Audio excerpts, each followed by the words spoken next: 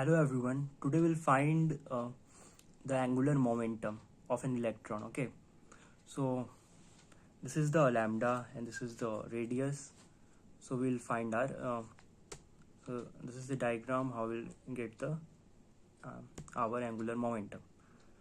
So from the de Broglie hypothesis, so we know that the circumference is the distance. Okay, so we can say 2 pi r is equal to the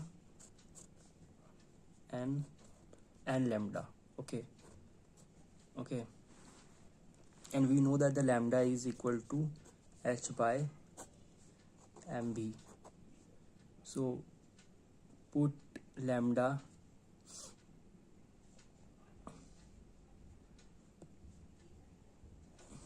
value here, so we'll get the pi r equal to nh by mb. So cross multiply, except r will be stay here, so cross multiply is equal to cross multiply will be mbr and divide 2 pi here. Okay, and L, we know that the mbr is L equal to n by 2 pi. So this is the angular momentum. Thank you everyone.